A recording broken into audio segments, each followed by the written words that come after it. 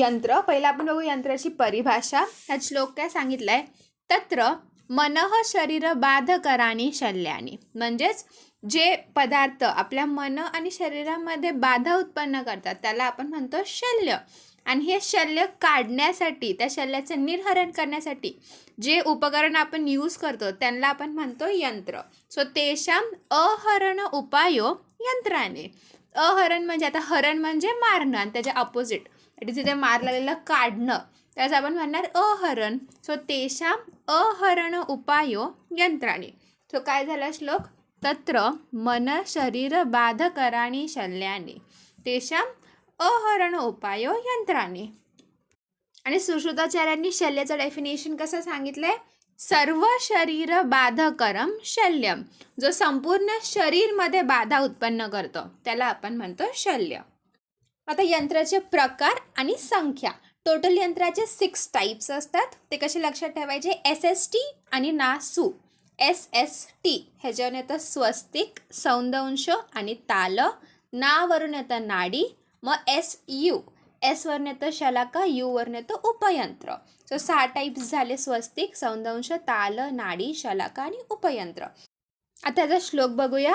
तानी षटप्रकारांनी तद्यथा स्वस्तिक यंत्राणी, सौंदंश यंत्राणी, ताल यंत्राणी, नाडी यंत्राणी, शलाका यंत्राणी, उपयंत्राणी च इति. हे झाले आपले यंत्राचे 6 टाइप्स. आता किती संख्या आहे त्यांची. आता आपलं पहिलं येतं स्वस्तिक यंत्र. स्वस्तिक, आता जो आपला स्वस्तिक आपण ड्रॉ करतो ते कसं करतो, पहिलं तर आपण 2 प्लस काढण्यासाठी आपण 2 लाईन्स मारतो. सो हे झालं आपलं 2 आणि साईडला मग आपण 4 लाईन्स मारतो. सो स्वस्तिक यंत्राची संख्या आहे 24. 2 अशा लाईनी आणि 4 साईडच्या छोट्या छोट्या लाईनी. सो स्वस्तिक यंत्राची संख्या आहे 24. सेकंड येतं सौंदंश.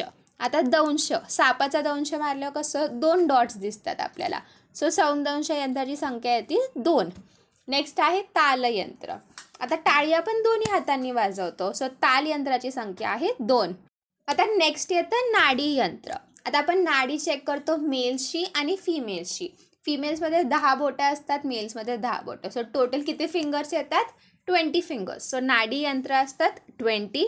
मग येतं शलाका. आता वरती आपण फक्त राईट साईडचे नंबर्स बघितले तर 4, 2, 2 आणि 0 ह्याचा टोटल केलं तर येतं 8. सो शलाका यंत्र आहे ते वरचंच टोटल करायचं. सो टोटल शलाका यंत्र असतात 28. मग येतं उपयंत्र. आता उपयंत्राच्या वरती किती यंत्र झाले आपले, 5 यंत्र झाले. सो इथे आपण लिहायचं 5, दॅट इज 25. सो काय झाली संख्या, स्वस्तिक यंत्र 24, सौंदंश यंत्र 2, ताल यंत्र 2, नाडी यंत्र 20, शलाका यंत्र 28 आणि उपयंत्र 25. ह्याचा आपण श्लोक बघूया एकदा. तत्र चतुर्विंशति स्वस्तिक यंत्राणी, 2 सौंदंश यंत्रे, 2 एव ताल यंत्रे, 20 नाड्यः, 28 शलाकाः, 25 उपयंत्राणी. आणि इन जनरल टोटल 101 यंत्र असतात. आता प्रधान यंत्र. यंत्र तर 101 सांगितलेत, पण सगळ्यात प्रधान यंत्र असतं आपले हस्त. हात नसतील तर आपण यंत्राचा प्रयोग कसा करणार ना. सो प्रधान यंत्र इज हस्त. आता यंत्रद्रव्य. यंत्र बनवण्यासाठी आपण मोस्टली लोह यूज करतो, पण लोह नसेल तर सुवर्ण, रजत, ताम्र, वंग, सीसा ह्या धातूंचा यूज करतो. आणि जर हे धातू पण नसतील तर मग दंत, शृंग, वृक्ष, सूत्र, अस्थि, वल्कल यांचा यूज करून यंत्र बनवलं जातं. आता यंत्र आकार. यंत्राचा जो आकार तो कसा बनवायचा, जे यंत्राचं मुख आहे ना ते पशुपक्षींच्या मुखाच्या समान असलं पाहिजे. मग हे यंत्राचे गुण. यंत्राचे टोटल 6 गुण सांगितलेत. ते कोणते सांगितलेत, समहितानि यंत्राणी, खरश्लक्ष्ण मुखानि च, सुदृढानि, सुरूपानि, सुग्रहानि च कारयेत. याचा अर्थ काय होतो, पहिला आहे समाहितानी. सम म्हणजे ते प्रॉपर प्रमाण, म्हणजे प्रॉपर प्रमाणमध्ये असलेलं आपलं यंत्र. ते अति मोठं किंवा अति छोटं नाही पाहिजे. सो फर्स्ट आहे समाहितानी. सेकंड पॉईंट येतो खरश्लक्ष्ण मुख. जशी आवश्यकता आहे त्या हिशोबाने त्याचं जे टोक आहे ते खरं किंवा श्लक्ष्ण असलं पाहिजे. मग फोर्थ येतं सुदृढानी. सुदृढानी म्हणजे ते स्ट्रॉंग पाहिजे, मजबूत पाहिजे. फिफ्थ येतं सुरूपानी. रूपानी म्हणजे ऑब्वियस ते दिसायला चांगलं पाहिजे, सुंदर पाहिजे दिसायला. सिक्स्थ येतं सुग्रहाणी. ते ग्रहण करण्यासाठी सोपं असलं पाहिजे. सो 6 पॉईंट्स काय येतात? पहिले 2 आर समाहितानी, मग खरश लक्षण मुखाणी, मग सुदृढानी, सुरूपानी आणि सुग्रहाणी. आता नेक्स्ट आहे यंत्राचे दोष. यंत्राचे दोष सांगितले टोटल 12. यंत्राच्या बाबतीत एक गोष्ट लक्षात ठेवायची, ह्यांचं ना डबल करत राहायचं. पहिले येतं गुण. गुण सांगितलेत 6, मग त्याच्यात डबल सांगितलेत दोष, दॅट इज 12, आणि त्याच्यात डबल सांगितलेत कर्म, दॅट इज 24 सांगितलेत. सो यंत्राचे 12 दोष सांगितलेत. हे कोणते कोणते आपण एक एक करून बघू. पहिला आहे अतिस्थूल. यंत्र अतिस्थूल नाही पाहिजे, अति जर जाड असेल त्यामुळे ते क्लमझी होऊन जाईल. सेकंड सांगितलंय असार. आपलं यंत्र ज्या धातूंनी बनवतोय ना ते सारवान धातू पाहिजे, एकदम उत्तम धातू पाहिजे ज्याने आपण आपलं यंत्र बनवतोय. जर चांगलं आपण धातू वापरले नाहीत, म्हणजेच अशुद्ध लोह जर वापरलं तर ते यंत्र लगेच तुटेल. त्यामुळे प्रॉपर सारवान असलं पाहिजे. त्यामुळे दोष काय असू शकतो? जर ते असार असेल तर हा दोष होणार. मग नेक्स्ट दोष येतो अतिदीर्घ, म्हणजेच जास्त लांब नसावं. अतिरस्व म्हणजे अति छोटा असेल तर. मग अग्राही. ग्राही म्हणजे ग्रहण करणं, म्हणजेच धरणं. जर ते पकडण्यासाठी अवघड जात असेल तर तो त्याचा दोष झाला, दॅट इज अग्राही. मग आता हे झालं अग्राही. नेक्स्ट सांगितलंय विषमग्राही. विषमग्राही म्हणजे त्याचं जे आपण पकडायचं आहे तेच भलतं विचित्रच असेल तर आपल्याला ते धरताच येणार नाही. सो विषमग्राही. नेक्स्ट सांगितलंय वक्र, म्हणजे ते यंत्र जर वाकडा तिकडा असेल तर तो पण त्याचा दोष झाला. मग येतं शिथिल. यंत्र शिथिल पण नाही पाहिजे, नाही तर परत त्याला धरण्यामध्ये प्रॉब्लेम होईल आपल्यालाच. मग येतं अत्युन्नत, म्हणजेच एखादा त्याचा पाठ अति उंचवलेला आहे, हा पण त्याचा दोष होईल. मग मृदुकील. त्याच्यात जे खिळे वापरलेत ते मृदू असतील, जरा मुलायम असतील, तर ह्याच्यामुळे काय होईल की जोर लावला तर ते यंत्र तुटून जाईल. सो तो खिळा मृदू पण नाही पाहिजे. मग येतं मृदू मुख. जर त्याचं मुख मृदू असेल तर परत आपल्याला पकडायला घोळ होईल, आपल्याला त्याला पकडता येणार नाही. मग लास्ट आहे मृदू पाशम. मृदू पाशम म्हणजे जिथं आपण धरतो ते एकदम ढिल्ल झाले, त्याच्यामुळे आपल्याला त्याला धरताच येत नाही, त्याला पकडताच येत नाहीये. सो कोणते कोणते दोष सांगितले आपण, ह्याला कसं लक्षात ठेवायचं? पहिलं तर 3 पेअर सांगायचं. ह्यातलं पहिलं पेअर येणार की अति जाडे आणि भलत्याच भंगार धातूंनी बनलेलं आहे, सो अतिस्थूल आणि असार. सेकंड पेअर येणार मोठं आणि छोटं, दॅट इज अतिदीर्घ आणि अतिरस्व. मग थर्ड पेअर येणार ते धरण्यात आपल्याला काही प्रॉब्लेम होत असेल तर, दॅट इज अग्राही आणि विषमग्राही. हे झाले पहिले 6. काय काय? अतिस्थूल, असार, अतिदीर्घ, अतिरस्व, अग्राही, विषमग्राही. सो हे झाले 3 पेअर्स. आता 2 ट्रायो करायचे. ह्यातला पहिला ट्रायो काय करायचा की ते कसं वाकडं तिकडं आहे, उंच आहे वगैरे. सो ह्यात 3 येणार वक्र, शिथिल आणि अत्युन्नत. मग नेक्स्ट ट्रायोमध्ये मृदू करून टाकायचं सगळं. मृदुकील, मृदुमुख, मृदुपाश. सो जर श्लोक बघूया एकदा. हेच आपण जे 12 रटले ना तेच फक्त लाईनमध्ये लिहून टाकायचे. काय येणार? यत्र अतिस्थूलम असारम, अतिदीर्घम अतिरस्वम, अग्राही विषमग्राही, वक्रम शिथिलम, अत्युन्नतम मृदुकीलम, मृदुमुखम, मृदुपाशम इति 12 यंत्रदोषः. आता नेक्स्ट सांगितलेत कर्म. कर्म सांगितलेत 24. आता यंत्राच्या केसमध्ये कसं असतं, तुमचे गुण आहेत 6, त्याच्या डबल केलं तर ते तुमचे दोष, त्याच्या डबल केलं तर ते आहे तुमचे कार्य. म्हणजे 6 गुण, 12 दोष, 24 कार्य हे असतं यंत्राला. सो गुण किती असतात? 6, दोष किती असतात? 12, कार्य किती सांगितले? 24. आता हे 24 नावं तर लक्षात नाही राहणार, पण 3 मेन प्रमुख कर्म सांगितलेत. यंत्र आपण कशासाठी वापरतो? शल्य दर्शनसाठी, शल्य निर्हरणसाठी आणि शस्त्र कर्म सौकर्यार्थम. काय सांगितले? 3. शल्य दर्शन, शल्य निर्हरण आणि शस्त्र कर्म सौकर्यार्थम. मग त्यानंतर आयडियल यंत्र कसं असावा सांगितलंय. आयडियल यंत्र जो आहे तो यंत्रदोषपासून मुक्त असावा. जे आपण 12 यंत्रदोष सांगितले, काय होते आपले 12? यत्र अतिस्थूलम असारम, अतिदीर्घम अतिरस्वम, अग्राही विषमग्राही, वक्रम शिथिलम, अत्युन्नतम, मृदुकीलम, मृदुमुखम, मृदुपाशमिति 12 यंत्रदोषः. सो आपलं जे प्रशस्त यंत्र आहे ते ह्या 12 दोषांपासून मुक्त असावं आणि 18 अंगुल त्याची लेंथ असावी. त्याची लेंथ किती असावी? 18 अंगुल. हे आयडियल यंत्र सांगितलंय. आता आपण जे 6 प्रकार सांगितलेले, काय काय होते आपले 6 प्रकार यंत्राचे? स्वस्तिक यंत्र, सौंदंश यंत्र, तालयंत्र, नाडी यंत्र, शलाका यंत्र, उपयंत्र. आता आपण एक एक करून बघूया. पहिले तर स्वस्तिक यंत्र. स्वस्तिक यंत्र म्हणजे आपल्या कात्री टाईप असतं. कात्री कशी असते तसं इमॅजिन करायचं. फक्त कात्रीला जसे खाली 2 गोल असतात, तिथे इथे तसं नसते, इथे 2 कर्व्स असतात आउटसाईड.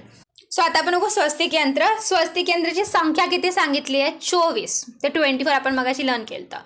किती संख्या असती? 24. त्याची लेंथ असावी 18 अंगुल. स्वस्तिक यंत्र संख्या सांगितली आहे 24, त्याची लेंथ असावी 18 अंगुल. आपण जे 24 म्हणतोय ना, त्या 24 मधले 9 असतात पशुमुखी. 9 असतात पशुमुखी. 9 पशु, ऊ लागतं ना यांना. 9 असतात पशुमुखी आणि 14 असतात पक्षीमुखी. काय? 9 असतात पशुमुखी, 14 असतात पक्षीमुखी. आता आपण म्हणतो ना पशु पक्षी, आधी येतं पशु नंतर येतं पक्षी. आधी यायचं 9 नंतर 14. सो 9 पशुमुखी आणि 14 पक्षीमुखी. त्यानंतर आता हे सेंटरला खिळ्याने जोडलेलं असणार. कात्रीच्या मध्ये पण एक स्क्रू असतो ना. सो इथे असतं मसूर नुमा कील. कोणता कील? मसूर नुमा. मसूर नुमा, मसूर नमा, मसूर सारखा नमा आहे. सो मसूर नुमा असं लक्षात द्यायचं. मसूर नुमा. सो हे मसूर नुमा कीलच्या हेल्पने हे दोन्ही पण एकत्र जोडलेले असतात. आणि त्याचं जे मूळ असतं ते हुकलाईक असतं. जे आपण सांगितलं की साईडला कर्व्ड येते, दॅट इज त्यांचं मूळ असं हुक सारखं असतं. 2 हुक्स आहेत असं वाटतं. आणि हे जे स्वस्तिक यंत्र असतं हे आपण अस्थिगत शल्य काढण्यासाठी वापरतो. जर अस्थि धातूमध्ये शल्य गेले असेल ते काढण्यासाठी आपण वापरतो स्वस्तिक यंत्र. सो स्वस्तिक यंत्राचं काय काय सांगितलं आपण? पहिलं तर संख्या असते 24, त्यांची लेंथ सांगितली 18 अंगुल. मग त्या 24 मधले 9 असतात पशुमुखी, 14 असतात पक्षीमुखी. मग हे 2 जे त्याचे हे असतात 2 असतात ना ह्यात, ते 2 ज्यांनी जोडलेले आहेत त्याला आपण म्हणतो मसूर नुमा खीळ. आणि त्यानंतर खाली एंड्सला हुकलाईक स्ट्रक्चर असतं, जे आपण इथं डायग्राममध्ये बघू शकतो हुकलाईक आहे. आणि हे जे स्वस्तिक यंत्र आहे ते आपण अस्थिगत शल्य काढण्यासाठी वापरतो. सो हे झालं स्वस्तिक यंत्र. आणि याचं मॉडर्न बघायचं झालं तर आपल्याकडे आहे Babcock's forcep, lion forcep, crocodile forcep. हे सगळे येतात अंडर स्वस्तिक यंत्र. मग आता सेकंड येतं सौंदंश यंत्र. आता जे सौंदंश यंत्र आहे त्याची संख्या किती सांगितलेली आपण? 2. आणि आता हे स्वस्तिकचं नेक्स्टच आहे ना. सो स्वस्तिकपेक्षा 2 थोडं खाली जावा. स्वस्तिक -2 करा. स्वस्तिकचं लेंथ काय होती? 18 अंगुल. आता -2 करा, ह्याची लेंथ होणार 16 अंगुल. आणि ह्याचे 2 प्रकार पडतात. स्वस्तिकचं आपण काय केलं तर त्यातले 9 आणि 14 असं केलं तर पशुमुखी पक्षीमुखी. इथे काय होतं? 2 टाईप्स पडतात, सनिग्रह आणि अनिग्रह. सनिग्रह म्हणजे विथ कॅच, ते कॅच करता येतं. आणि अनिग्रह इज विदाउट कॅच, इथं होल्ड करायला असं काहीच नाही आहे, ह्याला कॅच आहे एक. सो सनिग्रह विथ कॅच, अनिग्रह विदाउट कॅच. इथं डायग्राममध्ये बघू शकता, हे डायग्राम ड्रॉ करायचे. सनिग्रह, अनिग्रह. आणि हे आपण यूज करतो आपल्या त्वचा, मांस, सिरा, स्नायू ह्यांच्यात काही शल्य गेलं असेल तर ते काढण्यासाठी यूज करतो. ऑल्सो नेत्रगत काही सूक्ष्म शल्य असेल ते सुद्धा काढण्यासाठी आपण सौंदंश यंत्र वापरतो. सौंदंश यंत्र म्हणजे जे आपलं प्लेन फोर्सेप्स असतं दॅट इज सौंदंश यंत्र. आता नेक्स्ट येतं तालयंत्र. तालयंत्र म्हणजेच स्पून शेप्ड इन्स्ट्रुमेंट्स. आता तालयंत्राची संख्या काय होती आपली? 2. आता लेंथचा विषय येतो. जे आपलं पहिलं होतं स्वस्तिकची लेंथ होती 18, त्यानंतर आपण केली 16. मग आता इथे आपण 14 नाही 12 करू. ठीक आहे, 14 जाऊ द्या, 12 करू. काय केलं? कारण तालयंत्र 2 आहेत, मग 2 तिथंच रिपीट करून टाकलं, लगेच 2 पण लिहून टाकलं तिथेच, म्हणून 12 करून टाकलं. सो काय झालं? ह्याचं संख्या झाली 2. ह्याची लेंथ सांगितली आहे 12 अंगुल. मग या तालयंत्राचे 2 टाईप्स पडतात, एक तालयंत्र, द्वितालयंत्र.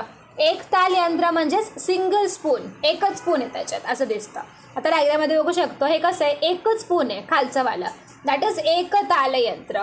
आणि द्वितालयंत्रामध्ये 2 स्पून्स आहेत, तर त्याला आपण म्हणतो द्वितालयंत्र. आणि हे तालयंत्र आपण वापरतो कर्ण, नासा किंवा नाडीगत काही शल्य असेल ते काढण्यासाठी आपण वापरतो तालयंत्र. आणि आपल्या मॉडर्नमध्ये जे स्कूप्स असतात ते स्कूप्स असतात तालयंत्र. मग आता नेक्स्ट येतं नाडीयंत्र. नाडीयंत्राची संख्या असती 20. मग हे कधी एकमुखी असू शकतं, कधी द्विमुखी असू शकतं. आणि आपण स्रोतसातला शल्य काढण्यासाठी वापरतो किंवा ॲस्पिरेशनसाठी वापरतो किंवा व्याधी इन्स्पेक्ट करण्यासाठी वापरतो, अर्श वगैरेवाल्या व्याधींसाठी वापरतो. आता नाडी यंत्र म्हणजे काय, की कोणतंही ट्युब्युलर इन्स्ट्रुमेंट इज नाडी यंत्र. म्हणजे ते आता प्रॉक्टोस्कोप असू द्या, नाहीतर आपण एंडोस्कोपी करतो, ऑटोस्कोपी करतो, कॅथेटर असतात, सक्शन कॅथेटर असतात, सक्शन कॅन्युला असतात, हे सगळे कम्स अंडर नाडी यंत्र.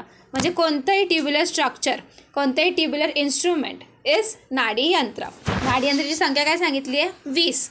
हे का वापरतो, स्रोतोगत शल्य काढण्यासाठी किंवा अर्श वगैरे व्याधी नीट बघण्यासाठी, अजून व्याधीचं दर्शन करण्यासाठी, ॲस्पिरेशनसाठी, ह्या सगळ्यासाठी वापरतो. त्याचं प्रमाण काय सांगितलं आहे, त्याचे जे डायमीटर आहे ते स्रोताच्या मुखच्या अकॉर्डिंग आपण ठरवायचं आणि त्याची लेंथ पण आवश्यकतेनुसार ठरवायची. म्हणजे वेगळ्या स्थानानुसार नाडी यंत्राचं लेंथ आणि विड्थ चेंज होती. मग आता या नाडी यंत्राचा उपयोग बघूया. उपयोगमध्ये पहिलं सांगितलं आहे स्रोतोगत शल्य निर्हरणार्थ, म्हणजे स्रोतसमध्ये एखादं शल्य अडकलं असेल तर ते काढण्यासाठी. आता हे आपण केव्हा करतो, आपलं महास्रोतस आहे, स्टमकमध्ये कोणती फॉरेन बॉडी असेल तर ते काढण्यासाठी आपण एंडोस्कोपी करतो. त्यासाठी जे आपण एंडोस्कोप वापरतो ते नाडी यंत्रच झालं, एक ट्युब्युलर इन्स्ट्रुमेंटच झालं.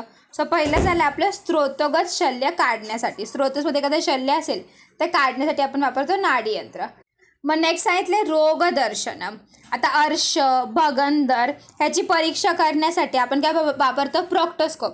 प्रॉक्टोस्कोपसुद्धा एक नाडी यंत्र आहे. सिमिलरली कर्णगत किंवा नासागत हे बघण्यासाठी आपण ऑटोस्कोप वापरतो. ऑल्सो योनी व्याधी बघण्यासाठी पण आपण प्रॉक्टोस्कोप वापरतो. सो ह्या परीक्षणासाठी, वेगवेगळ्या व्याधींच्या परीक्षणासाठी पण आपण नाडी यंत्र वापरतो. सो काय सांगितले, रोगदर्शन. इथे काय सांगितले, अर्श, भगंदर, योनी व्याधीमध्ये प्रॉक्टोस्कोप, कर्णगत, नासागत दर्शनसाठी ऑटोस्कोप.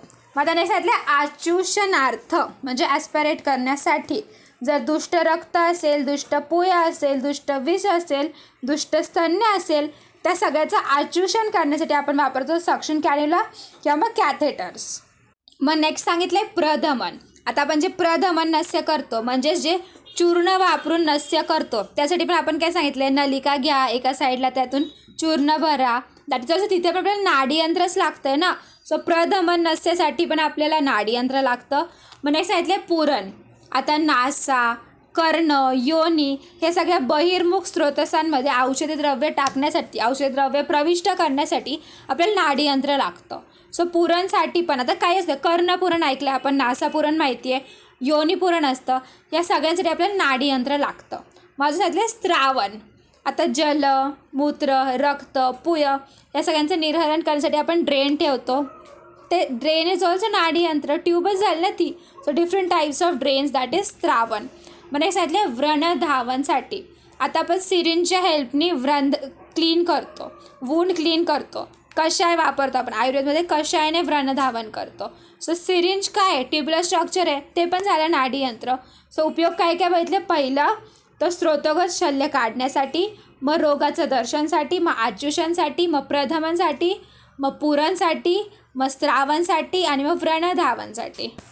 म्हणजे टोटल 7 युजेस लक्षात राहिले पाहिजेत. त्यातले 2 तर आपले ENT सांगितले आपण, प्रधमन आणि पुरण. मग अजून सांगायचं स्त्रावण आणि व्रणधावन. व्रणधावन तर इथलंच आहे, व्रणमधलंच आहे. मग अजून रोगदर्शन, हे प्रॉक्टोस्कोप वगैरे सांगितलं. मग स्टमक पण इथलंच आहे, स्टमकमधले फॉरेन बॉडीज वगैरे काढायचे. आणि आचूषण, दॅट इज कॅथेटर आणि सक्शन कॅन्युला. मग आता नेक्स्ट आता नाडी यंत्राचे प्रकार. आता बघा, संख्या सांगितली आहे 20 आणि प्रकार सांगितलेत 12. म्हणजे आता आपण जे स्टार्टिंगला बघितलेलं सेकंड नंबरचं काय होतं आपलं, सौंदंश. सौंदंशाची संख्या होती 2, पण प्रकार पण 2 होते वेगळे. असं म्हणजे प्रत्येकाचे 2-2 टाईप्स आहेत. जसं आपलं हे होतं स्वस्तिकवाल्यांची संख्या होती 24, त्याचे टाईप्स काय होते, पशुमुखी आणि पक्षीमुखी. तसंच हे आहेत 20 आणि त्यांचे टाईप सांगितलेत 12. आता हे 12 कसे लक्षात ठेवायचे, पहिले 4 आपले सगळे रेक्टम आणि ॲनल रिजनचे जे काही व्याधी आहेत ते सांगायचे. सगळ्यात मेन काय असतं, नेहमी काय रिपीट होतं, भगंदर. सो भगंदर यंत्र, अर्श यंत्र. आणि 2-3 मार्कला कोणते क्वेश्चन येतात नेहमी, निरुद्ध प्रकश आणि सन्निरुद्ध गुद. तर ते लिहायचं निरुद्ध प्रकश आणि सन्निरुद्ध गुद. निरुद्ध प्रकश इज नॉट ह्यातलं, पण ठीक आहे, सन्निरुद्ध गुद तसंच निरुद्ध प्रकश त्या ऑलमोस्ट सिमिलरच असं लक्षात ठेवा. भगंदर, अर्श, निरुद्ध प्रकोष्ठ आणि सन्निरुद्ध गुद हे यंत्रांची नावं आहेत. भगंदर यंत्र, अर्श यंत्र, निरुद्ध प्रकोष्ठ यंत्र, सन्निरुद्ध गुद यंत्र. त्यानंतर सगळं आता मागून पुढे या. बस्ती, उत्तर बस्ती, मूत्रवृद्धी. बस्ती यंत्र, उत्तर बस्ती यंत्र, मूत्रवृद्धी यंत्र. सो आतापर्यंत काय काय झाले? भगंदर यंत्र, अर्श यंत्र, निरुद्ध प्रकोष्ठ यंत्र, सन्निरुद्ध गुद यंत्र, बस्ती यंत्र, उत्तर बस्ती यंत्र, मूत्रवृद्धी यंत्र. मग आता नेक्स्ट रक्तमोक्षणमध्ये जायचं. रक्तमोक्षणचे 2 आपण काय बघितलेत? अलाभू आणि शृंग. सो अलाभू यंत्र, शृंग यंत्र. मग त्यानंतर व्रणवर जायचं. व्रणयंत्र. मग धूमयंत्र, दॅट इज धूमनेत्र वापरतो ना आपण ते. आणि मग दकोदर यंत्र. दकोदर उदर आहे ना आपलं, उदकवालं काय आहे? दकोदर इज जलोदर. जलोदरसाठी. तो काय झाले आपले? भगंदर यंत्र, अर्श यंत्र, निरुद्ध प्रकोष्ठ यंत्र, सन्निरुद्ध यंत्र, मग बस्ती यंत्र, उत्तर बस्ती यंत्र, मूत्रवृद्धी यंत्र. मग अलाभू यंत्र, शृंग यंत्र, व्रणयंत्र, धूमयंत्र आणि दकोदर यंत्र. सो जेव्हा नाडी यंत्र विचारतील तेव्हा काय लिहायचं? आपण पहिलं सांगायचं की 20 संख्या आहे, 12 टाईप्स आहेत. मग त्याचं परत 2 टाईप्स पडतात, कधी कधी एकमुखी आणि द्विमुखी. मग ते कशासाठी यूज करतो आपण? कधी शल्य काढायला, कधी अर्श बघायला वगैरे. हे एका लाईनीत लिहायचं. नंतर हे 7 एक्सप्लेन करायचे. मग प्रमाण सांगितलं की त्याचं जे विड्थ आहे ते स्त्रोताच्या मुखानुसार, त्याची लेंथ जसं लागेल तसं. मग त्यानंतर त्याचे 7 फायदे सांगायचे आणि मग त्याचे 12 प्रकार सांगायचे. मग आता 5th येतं शलाका यंत्र. शलाका यंत्राची संख्या सांगितलेली 24 आणि ह्याचे टाईप्स पडतात 12 मागचाच कॉपी करा. मागचे पण 12 टाईप्स पडत होते ना. काय होतं ते? नाडी यंत्राचे पण 12 टाईप्स होते. मग ह्याचे पण 12 टाईप्स, दोघांचे पण 12 टाईप्स. आणि जी संख्या असते 28. मग हे असं रॉड लाईक असतं आणि जी लेंथ आवश्यकतेनुसार. सो आपल्याकडे शलाका यंत्राचे एवढेच पॉईंट्स आहेत लिहायला की संख्या 28, प्रकार 12 आणि लेंथ आवश्यकतेनुसार. आणि त्यानंतर एक डायग्राम काढून द्यायचा. मग आता लास्ट येतं आपलं उपयंत्र. उपयंत्र म्हणजे काय?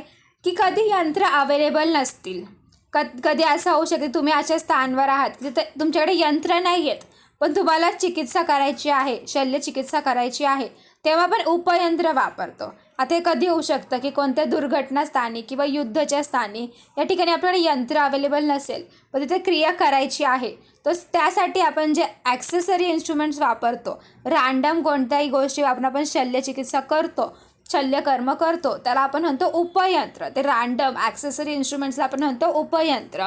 मग त्याचे एक्झाम्पल्स बघूया. पहिले येतं रज्जू म्हणजेच दोरी वगैरे. आता आपल्याकडे कधी सुचर नसेल, काही नसेल तर आपण कुठे कुठे सीवन कर्मासाठी दोरी वापरू शकतो. मग क्षारसूत्र बनवण्यासाठी दोरीचा यूज करू शकतो. मग सर्पविष जर सर्प चावला तर त्या सर्पविषाच्या वेगाला थांबवण्यासाठी तिथं आपण शिरांवर दाब पडेल असं एकदम टाईटली हे रज्जू वापरू शकतो.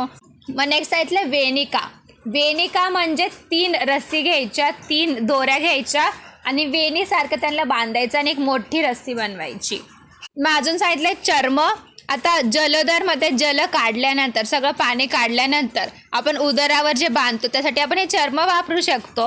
मग नेक्स्ट सांगितलं वस्त्र. व्रणला कवर करायला किंवा व्रणला बांधायला आपण वस्त्र घेऊ शकतो. वस्त्र जे आपण मूवीजमध्ये बघतो, लगेच साडीचं एका साईडचं पीस काढतात, लगेच बांधून टाकतात, दॅट इज उपयंत्र. पण सांगितलं अंगुली. आता अंगुलीद्वारा आपण हे करतो, गुदपरीक्षण करतो, तिथून पौरुष ग्रंथीची वृद्धी वगैरे झाली असेल ते पण कळतं आपल्याला. सो एक्झामिनेशनमध्ये आपल्याला इन्स्ट्रुमेंट्स नसले तरी आपण अंगुली यूज करून, आपलं बोट यूज करून परीक्षण करू शकतो. नेक्स्ट सांगितलं जिव्हा. जर कधी दात किंवा मुख कुठे शल्य अडकलं असेल दातांमध्ये किंवा मुखामध्ये तर ते आपल्याला जिभेच्या हेल्पने कळतं आणि जिभेच्या हेल्पनेच आपण ते काढू पण शकतो. नेक्स्ट सांगितलं नख. जर डोळ्यांनी एकदम दिसणारं शल्य असेल, म्हणजे सूक्ष्म शल्य असेल जे आपल्या डोळ्यांना दिसतंय, जे आपण नॉर्मली काढू शकतो, तर नखांनी त्याला धरायचं आणि काढून टाकायचं. मग नेक्स्ट येतं मुख. आपल्याला जर आचूषण क्रिया करायची असेल तर त्यासाठी आपण जे व्रणविरहित मुख असेल त्याने आचूषण करतो. आणि आजकाल जे आपण आर्टिफिशियल रेस्पिरेशन देतो त्यासाठी पण आपण मुखाचाच यूज करतो. सो कृत्रिम श्वसन क्रियेसाठी पण मुखाचा वापर केला जातो. नेक्स्ट सांगितलं केस. आपली बाल जे केस आहेत ते आपण सीवन कर्मासाठी वापरू शकतो किंवा मांसांकुर बांधायला आणि मांसांकुरचं छेदन करण्यासाठी पण आपण केस वापरू शकतो. नेक्स्ट सांगितलं स्टीवन. आता तोंडामध्ये तर गळ्यामध्ये काही अडकलं असेल, एखादं शल्य अडकलं असेल तर ते काढण्यासाठी आपण स्टीवन प्रक्रिया करतो, सलायवेशन जे आहे ते गिळतो. मग नेक्स्ट सांगितले हर्ष. हर्षमध्ये काय सांगितलं, जर क्रोध, शोक असे सगळे मानसिक कष्ट होत असतील तर ते दूर करण्यासाठी आपण हर्ष वापरतो, हर्ष निर्माण करतो. हे पण यंत्रासमानच काम करतं आहे ना. लक्षात. क्षार. क्षार हे काही यंत्र नाही आहे, पण ते आपण यूज करू शकतो. जे अनहेल्दी ग्रॅन्युलेशन टिश्यूज आहेत ते काढण्यासाठी आपण क्षार यूज करतो. नेक्स्ट येतं अग्नी. अग्नीने आपण दहन कर्म करतो. अजून आपण छेदन, भेदन, लेखन या सगळ्यासाठी रक्तस्कंदन या सगळ्यासाठी अग्निकर्म वापरतो. मग येतं भेषज. इट इज आपलं औषधीने आपण वमन, विरेचन वगैरे करतो. हे काही यंत्रशास्त्र नाही आहे ना, पण त्याने इफेक्ट भेटते आपल्याला. सो हे येतं ह्याच्यामध्ये. कशामध्ये? उपयंत्रामध्ये. सो काय काय येतं उपयंत्रामध्ये? रज्जू, वेनिका, चर्म, वस्त्र, जिव्हा, दंत, नख, मुख, केस, स्टीवन, हर्ष, क्षार, अग्नी, भेषज.